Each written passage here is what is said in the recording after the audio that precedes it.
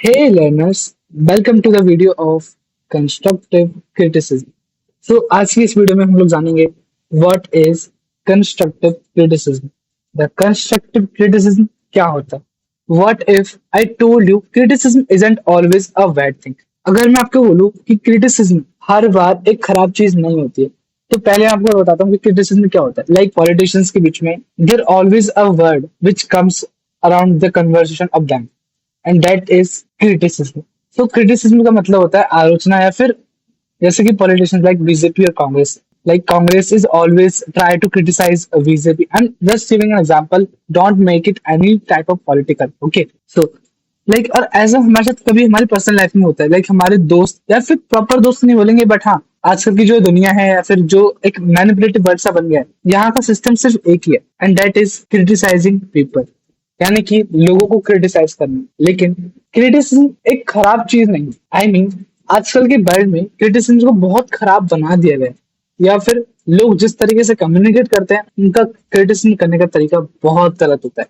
लेकिन मैं आपको बताऊंगा कि क्रिटिसिज्म एक बैड थिंग बिल्कुल भी नहीं है अगर इसको सही तरीके से किया जाए। यानी कि मैं आपको जैसे कि एक और एग्जांपल देता हूँ कि कभी किसी ने आपको बोला है कि ये काम अच्छा है पर थोड़ा और बेहतर हो सकता है, उस वक्त हम थोड़ा हर्ट फील करते हैं। लेकिन सोचो अगर ये फीडबैक हमारा नेक्स्ट स्टेप और स्ट्रांग बना दे तो। सो पहले जानते हैं व्हाट इज कंस्ट्रक्टिव क्रिटिसिज्म।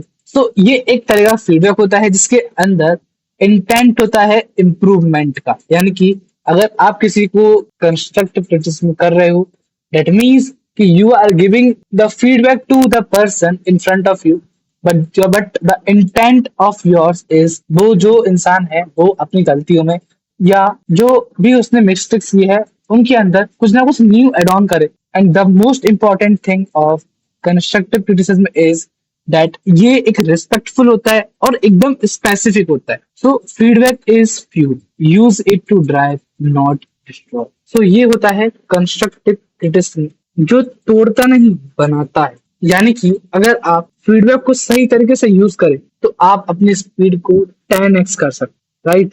अगर गलत तरीके से रिएक्ट करोगे तो वही फील आपको जलन बनाकर पीछे खींच लेगा। सो कंस्ट्रक्टिव क्रिटिसिज्म वही फ्यूल है जो आपकी जर्नी में एक्सीलरेशन लेके आता है। So the next is constructive versus destructive. So constructive criticism एक स्पेसिफिक होता है, रिस्पेक्टफुल होता है और सॉल्यूशंस को ऑफर करता है, ओके? और दूसरी तरफ होता है डिस्ट्रक्टिव जो कि वेग होता है, सिर्फ क्रिटिसाइज करता है और आपकी एनर्जी को भी ड्राइव करेगा। और ये कड़वा भी हो सकता है और ईगो से भरा हुआ भी हो सकता है। The next is why constructive criticism matter.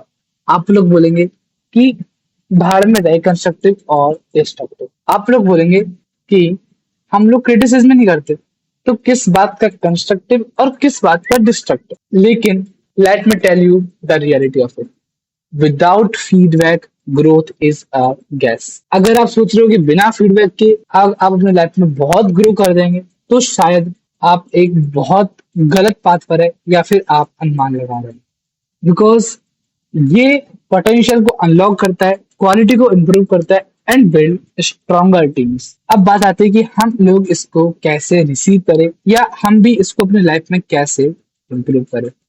सो हमें रिएक्ट नहीं करना होता है। अगर कोई नेगेटिव बात आ रही है या फिर कुछ भी बात आ रही है, हम उस पर रिएक्ट नहीं करेंगे, हम उसको रिफ्लेक्ट करेंगे। यानी कि जब किसी से भी हमको फीडबैक मिले, सबसे पहले उस पर रिएक्ट ही मत करो, रिफ्लेक्ट करो।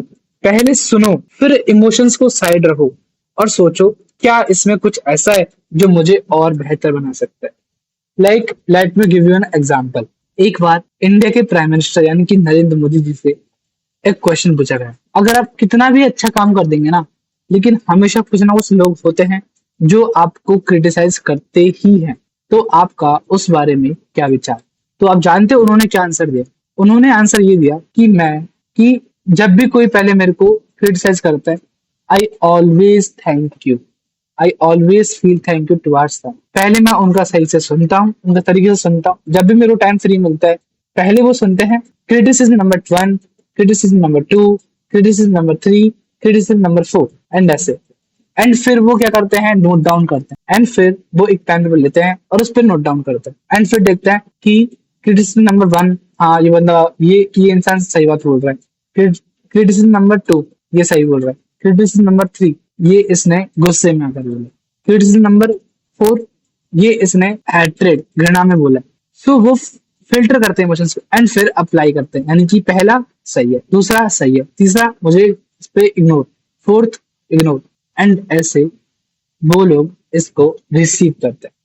सो अब आप सोचो कि अगर इंडिया का इतना बड़ा लीडर अगर ये चीज अप्लाई करता है, so how you can also apply this thing into your life.